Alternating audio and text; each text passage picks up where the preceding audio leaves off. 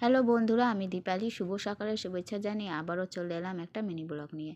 সকালের বাসি কাজকর্ম সেরে সোজা চলে এসেছি কিচেনে। আজকে থেকে এক নতুন ডিউটি, চাপ বেশি। এই কাজগুলো যে আমাকে দায়িত্বের সাথে করে যেতে হবে, যেহেতু মেয়েকে এখন স্কুলে ভর্তি করা হয়েছে।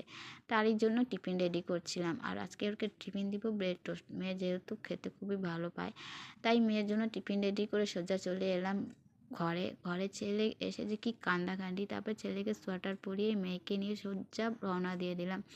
মোড়ে যাওয়ার সাথে সাথে দেখি ওখানে টোটো দাঁড়িয়ে আছে। টোটো উঠে টোটোওয়ালা ভাইকে বলে দিলাম একটু আসতে, দেখে শুনে নিয়ে যেতে, যেহেতু মেয়ে আজকে প্রথমবার স্কুলে যাচ্ছে। ও একদমই ছোট, তো যেহেতু আমরা মা একটু ভয় লেগেই থাকে।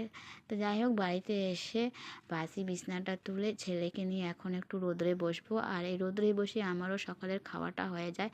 তারপরে ছেলেকে রোদ্রে বসার সময় ঘুমিয়ে পড়লো। তারপরে ওকে ঘুম পাড়িয়ে দিয়ে আরও কিছু কাজ আছে, ওগুলো সেরে নিব তাড়াতাড়ি।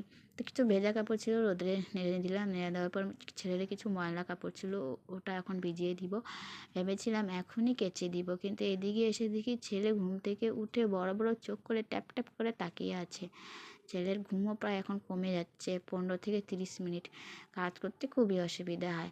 আগেও তো 3 থেকে 4 ঘন্টা ঘুমোতো। সবাই বলতে ঘরে বাচ্চাই নেই এরকম। তো বাচ্চার কথা বলতে গিয়ে হঠাৎ করে মন খারাপ হয়ে গেছিলো মেয়ের জন্য। মেয়ে যখন ছিল একটু বদমাশি করতো, তাকে বকুন দিতাম, মাইর দিতাম। আর এখন ঘরটা আমার ফাঁকা ফাঁকা লাগছে। সত্যি বাচ্চাদের নিয়ে কিন্তু ঘর বাড়ি, বাচ্চারা যদি না থাকে ঘরটা কেমন যেন ফাঁকা ফাঁকা মনে হয় না যে ঘরে লোক আছে। তারপর যাই হোক, ডিমের ঝোল করছিলাম, করতে করতে এদিকে মেয়ে চলে আসলো। মেয়েকে স্নান করিয়ে দিয়ে এসে মেয়ের বায়না ঘি ভাত খাবে, তো ঘি ভাত দিয়ে সোজা চলে এলাম বাথরুমে।